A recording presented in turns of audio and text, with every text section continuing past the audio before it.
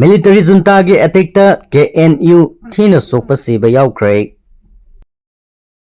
Myanmar gi Demoso town da SACna KNPP KNDF+PDFki punna laiminaba camp lousinkhre haire. Senaida leiriba arambai tengol amadi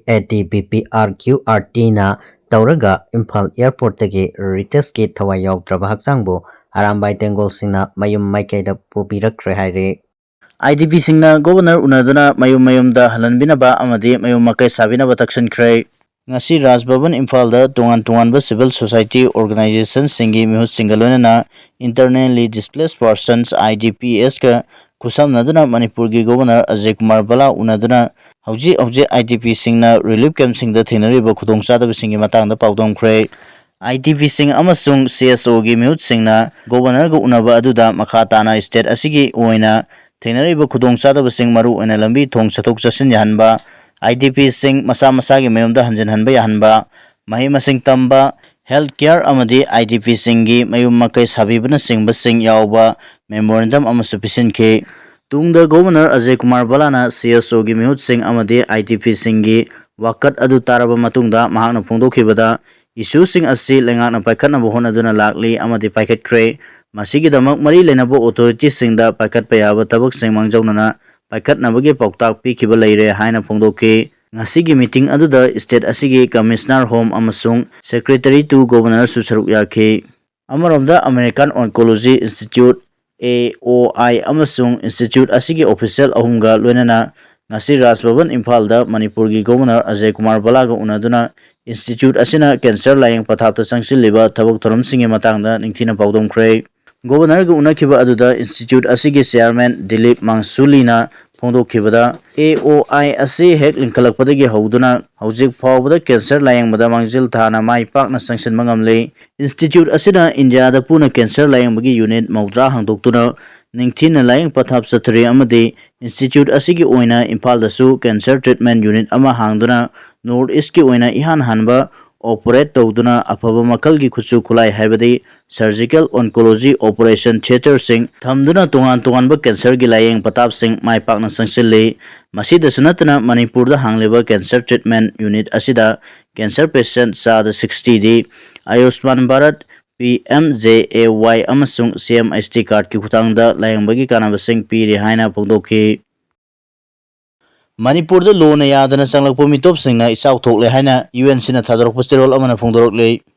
Myanmar amadi Bangladesh tagi kanglon kaina sanglakpa illegal immigrants singna Manipur ji isau thokle haina United Naga Council UN sina thadorokpa sterol amana phongdorokle. Council asigi Information and Publicity Secretary James Hauna khuyai piduna thadorokpa sterol amana hai haujik thokliba kanglopki hana sunaba asina Naga Puruk ki miyoi singdasu sauna khudong chadaba mayokna hale. Kuki job Puruk ki miyoi singna tongan ba authority singda pisinkiba memorandum da yumpham yaudo wafam kayamarom yauba thengnare. UN sina Manipur da hujik maitei amadi Kuki job Puruk ki marakta thokliba hana sunabagi thodok loisan hanaba angamba thakto honaduna lakli. Adubu laibak thibadagi wathok asi matam chana loisan hanba ngamdana leire.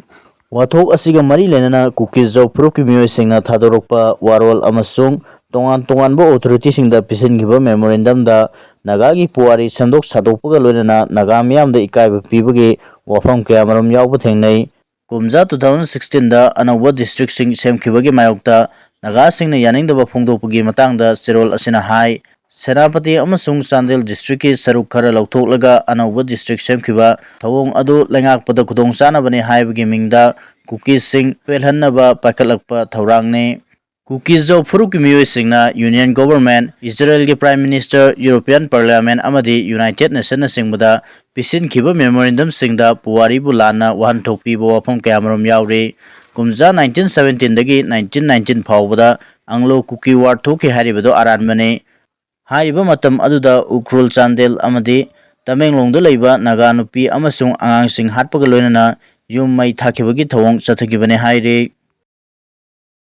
Manipur da thokliba hatna sunabagi thodok ningthina thawrang toraga thokalakibani haina report amana phongdorakle.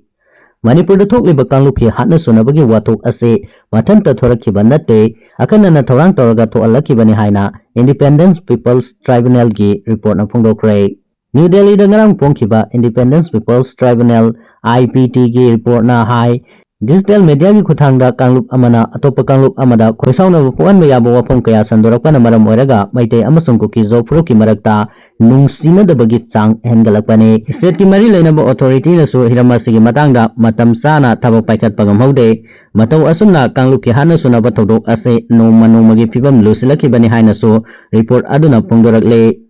kumja lisingani kunmari da People's Union of Civil Liberties PUCL na linkhat kiba tribunal asigi chairman Supreme Court ki judge oiramba Korean Joseph na oire High Court ki judge oiramba tabaktagi potharaba IAS IPS officer oiramba sing advocate aiba professor journalist human rights activist na singba masak naiba miyoi kayana member oire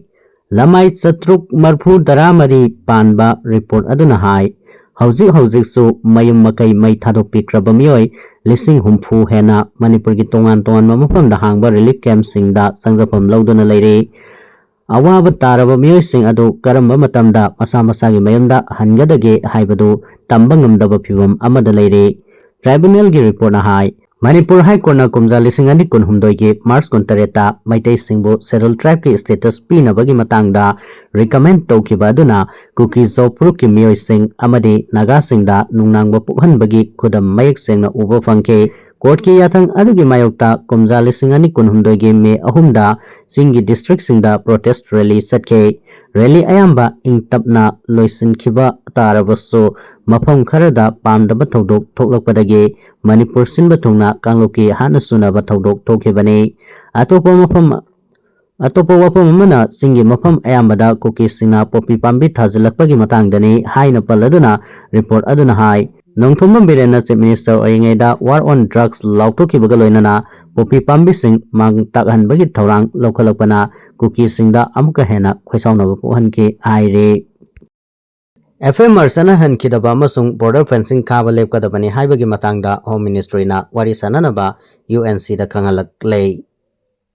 Free Movement Regime FMR sana hankidaba amasung Indo-Myanmar border fencing lepkadabani haina United Naga Council UNC na taksinduna lakiba adugi matangda tha asigi lakliba tang kuntarukta New Delhi da wari sananaba Home Ministry na UNC da khangalak